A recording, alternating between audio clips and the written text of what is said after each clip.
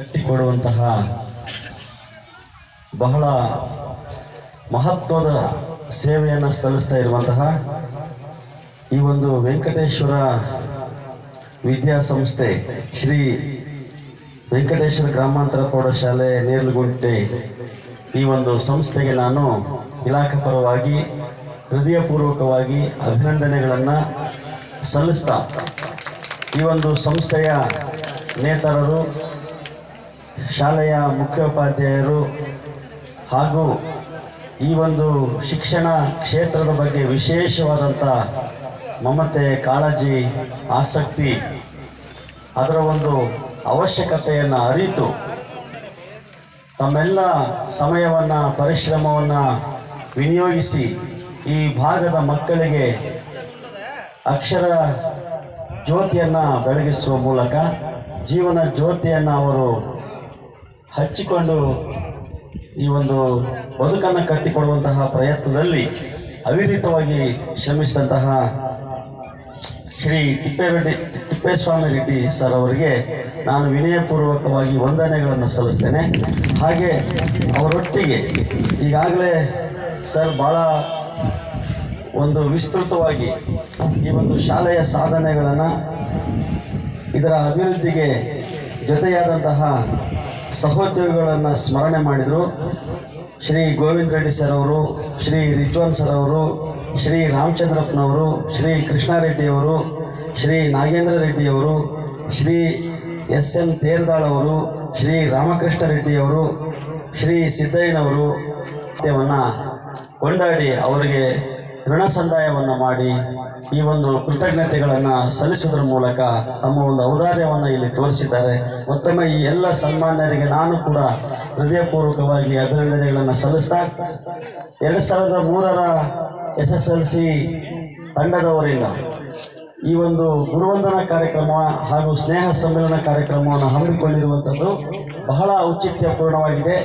ಮತ್ತು ಇವತ್ತಿನ ದಿನಮಾನದಲ್ಲಿ ನಮ್ಮ ಮುಂದಿರ್ತಕ್ಕಂಥ ಈ ಪೀಳಿಗೆಯ ಮಕ್ಕಳಿಗೆ ಇವರು ಒಂದು ದಾರಿದೀಪವಾಗಿದ್ದಾರೆ ಮತ್ತು ಇವರ ಒಂದು ಕಾರ್ಯಕ್ರಮ ಅವರಿಗೂ ಸಹ ಮಾದರಿಯಾಗಿದೆ ಅನ್ನುವಂಥದ್ದು ಕೂಡ ಬಹಳ ಒಂದು ಪ್ರಸ್ತುತವಾಗಿದೆ.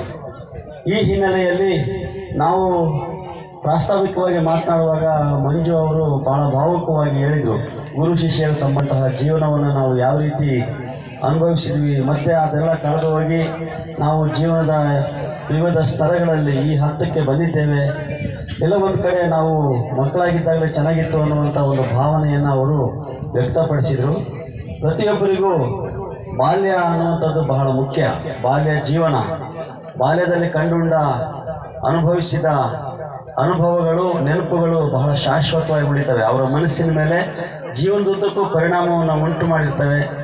ಆ ಒಂದು ಹಂತದಲ್ಲಿ ಉತ್ತಮ ಶಿಕ್ಷಣ ಮತ್ತು ಉತ್ತಮ ಗುರುಗಳ ದೀಕ್ಷೆಗೊಳಪಟ್ಟಾಗ ಖಂಡಿತವಾಗಲೂ ಅವರ ಜೀವನ ಒಳ್ಳೆಯ ಸಂಸ್ಕಾರ, ಸಂಸ್ಕೃತಿಗಳ ಮೂಲಕ ಉನ್ನತ ಒಂದು ಮೌಲ್ಯಗಳನ್ನು ಅಳವಡಿಸಿಕೊಳ್ಳಿಕ್ಕೆ ಸಾಧ್ಯವಾಗುತ್ತೆ. ಆ ಪ್ರತಿಯೊಬ್ಬರಿಗೂ ಸಹ ಮಗುವಿನ ಬದುಕು, ಆ ಮಗುವಿನ ಹಂತದಲ್ಲಿದ್ದಾಗ ಸಿಗುವಂತಹ ಅನುಭವಗಳು ಇಂತಹ ಶಾಲೆಗಳ ಮೂಲಕ ಸಿಕ್ಕಾಗ ಖಂಡಿತವಾಗಲೂ ಅವರು ಒಳ್ಳೆಯ ಮನುಷ್ಯರಾಗಿ ಉತ್ತಮ ಜೀವನವನ್ನು ನಡೆಸ್ತಾ ಸಮಾಜದಲ್ಲಿ ಒಂದು ಸೌಹಾರ್ದಯುತವಾದ, ಸಾಮರಸ್ಯಯುತವಾದಂತಹ, ಸಹಕಾರಯುತವಾದಂತಹ ಒಂದು ಬದುಕನ್ನು ಕಟ್ಟಿಕೊಡ್ಲಿಕ್ಕೆ ಸಾಧ್ಯವಾಗುತ್ತೆ. ಅದೇ ರೀತಿ ನಿರೂಪಕರು ಸಹ ಭಾಳ ಚೆನ್ನಾಗಿ ಅವರ ಒಂದು ಭಾಷಾ ಒಂದು ಹಿಡಿತವನ್ನು, ಭಾಷೆಯ ಮೇಲೆ ಅವರಿಗಿರ್ತಕ್ಕಂಥ ಪಾರಮ್ಯವನ್ನು ನಮ್ಮ ತಿಪ್ಪೇಸ್ವಾಮಿ ರೆಡ್ಡಿ ಸರ್ ಅವರು ಪ್ರಸ್ತಾಪ ಮಾಡಿದರು. ಏಕೆಂದರೆ ಇವಾಗ ನಾವು ಗುರುಗಳು ಒಂದು ಹಂತದವರೆಗೆ ಗುರುಗಳಿಗೆ, ಶಿಕ್ಷಕರಿಗೆ, ವಿದ್ಯಾರ್ಥಿಗಳಿಗೆ ಪಾಠ ಬೋಧನೆಯನ್ನು ಮಾಡ್ತೇವೆ. ನಂತರ ಆ ಒಂದು ಬೋಧನೆಯ ಒಂದು ಪರಿಣಾಮದಿಂದ ಅವರು ಉತ್ತಮವಾದ ವಿದ್ಯಾರ್ಜನೆಯನ್ನು ಮಾಡಿ ಜ್ಞಾನಿಗಳಾಗಿ ಅವರು ಇದನ್ನು ಅಳವಡಿಸಿಕೊಂಡು ಅವರ ಒಂದು ಎದುರಿಗೆ ಈ ರೀತಿಯಾದಂತಹ ಒಂದು ಕಾರ್ಯಕ್ರಮಗಳನ್ನು ನಿರ್ವಹಣೆ ಮಾಡುವಂತಹ ಸಾಮರ್ಥ್ಯವನ್ನು ಪ್ರದರ್ಶನ ಮಾಡಿದಾಗ ಅರ್ಥಪೂರ್ಣವಾಗಿ, ಔಚಿತ್ಯಪೂರ್ಣವಾಗಿ, ಸೊಗಸಾಗಿ ಆ ಕಾರ್ಯಕ್ರಮವನ್ನು ನಿರ್ವಹಣೆ ಮಾಡಿದಾಗ ಖಂಡಿತ ಗುರುಗಳಿಗೂ ಸಹ ಎದೆ ತುಂಬಿ ಬರುತ್ತೆ.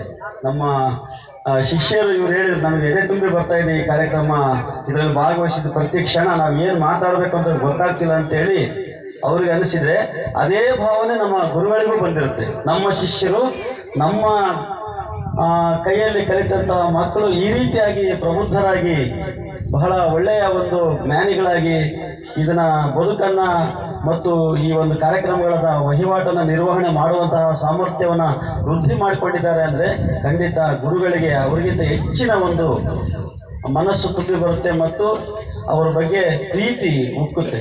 ಇಂತಹ ಒಂದು ಅಪರೂಪದ ಒಂದು ಸಂದರ್ಭಕ್ಕೆ ಈ ಕಾರ್ಯಕ್ರಮ ಸಾಕ್ಷಿಯಾಗಿದೆ. ಇಂತಹ ಕಾರ್ಯಕ್ರಮಗಳು ಖಂಡಿತವಾಗಲೂ ನಡಿಬೇಕು ಪ್ರತಿ ಒಂದು ಹಂತದಲ್ಲಿ. ಯಾಕೆಂದರೆ ನಾವು ವಿದ್ಯಾರ್ಥಿಗಳಾದಂಥವರು ಗುರುಗಳಿಗೆ ಏನಾದರೂ ಒಂದು ಕಾಣಿಕೆ ಅಥವಾ ಅವರಿಗೆ ಒಂದು ನಮ್ಮ ಒಂದು ಋಣವನ್ನು ಸಂದಾಯ ಮಾಡುವಂತಹ ಮನಸ್ಥಿತಿ ಏನಾದರೂ ಬಂದರೆ